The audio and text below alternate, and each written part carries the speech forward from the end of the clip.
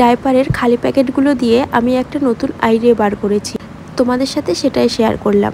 পুরো ভিডিওটা না দেখলে কিন্তু কিচ্ছুই বুঝতে পারবে না। চলো তাহলে শুরু করা যাক। যাদের ঘরে ছোট ছোট বাচ্চা আছে তাদের ঘরে কিন্তু এই ডাইপারের প্যাকেট দিয়ে ভর্তি। এখনকার দিনের কথা বলছি, আগেকার দিনে তো মা মাসিরা এগুলো ব্যবহার করতো না, কিন্তু আমরা এখন এগুলো ব্যবহার করি। তো এই ডাইপারের প্যাকেটগুলো অনেক জমে যায়, ফেলে দিতে হয় বা পুড়িয়ে ফেলতে হয়। পোড়ায় কজন, সবাই তো বাইরেই ফেলে দেয়, আর বাইরে যখন ফেলা হয় তখন তো পরিবেশ দূষণ হয়।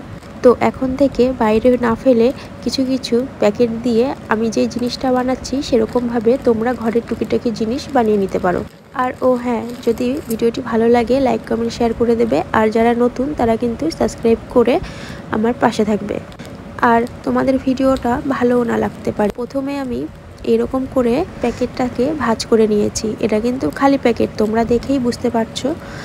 তো ভাঁজ করে নেওয়ার পরে প্রথমের অংশটা আমি কেটে বাদ দিয়ে দিলাম। তোমরা চাইলে ছোট ছোট যে দুটো করে ডাইপার থাকে সেগুলোও কিন্তু নিতে পারো, সেগুলো মাঝ বরাবর কেটে নেবে। তো আমি এইরকম করে কেটে নিচ্ছি, তোমরা চাইলে এর থেকে সরু বা মোটা যেরকম ইচ্ছা সেরকম কেটে নিতে পারো। এই জিনিসটা তোমরা অনেকভাবেই বানাতে পারো, কিন্তু আমি খুব সহজভাবে তোমাদের সামনে তুলে ধরলাম। তো পুরোটা আমি কেটে নিয়েছি এইরকম করে, আর লাস্টের যে অংশ সেই অংশটাও আমি বাদ দিয়ে দেব। একটা প্যাকেট থেকে আমার অনেকগুলো কিন্তু এইরকম পিস হয়েছে। আমি যেই জিনিসটা বানাতে চাইছি সেই জিনিসটা কিন্তু বানাতে আমার এরকম 3টে প্যাকেট লেগেছে। তার সাথে ছোট ছোট যে প্যাকগুলো সেগুলো আমি 2-3টে জয়েন্ট করে দিয়েছিলাম। তো এবার এইগুলোকে আমি ভালো করে জয়েন্ট করে নেব। এগুলো তো ছোট ছোট পিস, তো ছোট ছোট পিস দিয়ে কিছু বানাতে তো কষ্ট হয়, সেই জন্য এগুলোকে আমি লম্বা করে নেব। আমার চ্যানেলে অনেক রকম ভিডিও দেওয়া আছে, কুরুশ কাঁটা দিয়ে উলের জিনিস বানানো, বা কুরুশ কাঁটা ছাড়া বা উল কাঁটা দিয়ে জিনিস বানানো, আর কুরুশ কাঁটা ছাড়া দিয়েও কিন্তু অনেক জিনিস বানানোর ভিডিও আছে। আর পুরনো জিনিস দিয়ে কি করে জিনিস বানাবে সেগুলোও কিন্তু আছে। তো এইভাবে করে আমি গিট দিয়ে নিলাম। তোমরা এই জায়গাটা ভালো করে লক্ষ্য করবে। এইরকম করে টেনে আমি গিট দিয়ে নিচ্ছি। গিট কি বোঝা যাচ্ছে? একদমই কিন্তু বোঝা যাচ্ছে না, তোমরা দেখতেই পাচ্ছ। আর আমার কথা হয়তো তোমরা ভালো করে বুঝতে পারছো না, তার কারণ আমার একটু ঠান্ডা লেগেছে। ভয়েসটা দিতে খুবই কষ্ট হচ্ছে, তবুও ভয়েস দিতে হচ্ছে তোমাদের বোঝার সুবিধার্থে। যদি আমি ভয়েস না দিতাম তাহলে কিন্তু তোমরা বুঝতে পারতে না ভালো করে। তো এবার আমি যেরকম করে বেনুনি করে সেই রকম করে 3টে পিস এরকম করে আমি নিয়ে নেব।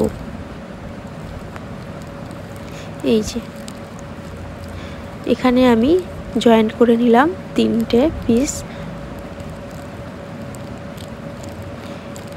এখানে আমি এই ডাইপারের প্যাকেটের যে ছেঁড়া অংশ টুকরোগুলো ছিল সেই টুকরো দিয়েই এখানে আমি জয়েন্ট করে নিচ্ছি।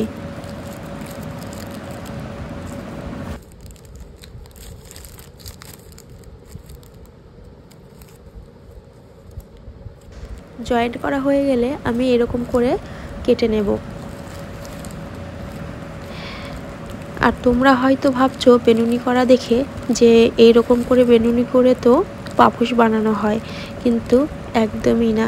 পাপোশ আমি এখানে বানাচ্ছি না, কারণ এই যে এই কাগজগুলো দিয়ে যদি পাপোশ বানাই তাহলে ভালো হয় না। আর বিশেষ করে এইভাবে পাপোশ বানানো এই কাগজ দিয়ে আমি একটা দেখিয়ে দেব এর পরের ভিডিওতে।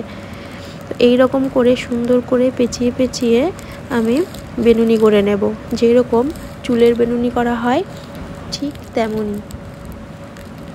তো পুরোটা আমি এইভাবে করে অনেক লম্বা করে বেনুনি করে নেব।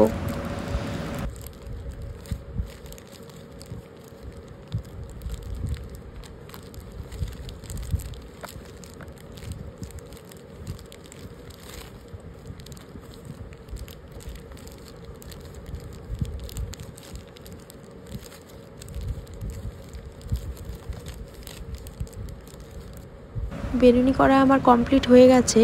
এরপরে আমি যে জিনিসটা বানাবো সেটার লাস্ট পর্যায়ে চলে এসেছি। এই যে বেনুনি করে নিয়েছি, এরপরে এই যে এরকম করে রাউন্ড করে গোল করে করে আমি পেঁচিয়ে নেব।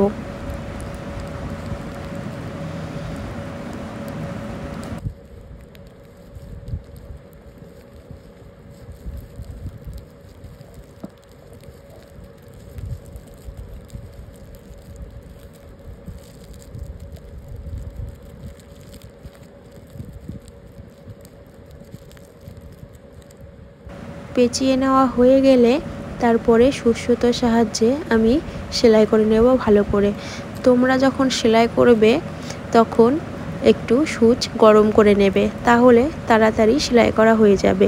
আমিও গরম করেই নিয়েছিলাম, কিন্তু দেখাতে ভুলে গেছি। তো এই যে আমার কিন্তু এটা রেডি হয়ে গেছে। এটা কিসের জন্য আমি কি বানালাম এবার তোমাদেরকে আমি দেখাবো। তবে তোমরা কমেন্ট করে জানিও একদমই কি খারাপ হয়েছে। আমরা যখন কোনো রান্না জিনিস গরম অবস্থায় কোনো বাটি বা অন্য কিছুর মধ্যে রেখে খাওয়ার টেবিলের উপরে রাখি, তখন কিন্তু টেবিলে পেতে রাখা টেবিলের কভার খারাপ হয়ে যায়। তার জন্য যদি এই রকম করে বানিয়ে তার উপরে গরম বাটি বা অন্য কিছু রাখা যায়, তাহলে কিন্তু একদমই টেবিলের কভার খারাপ হয়।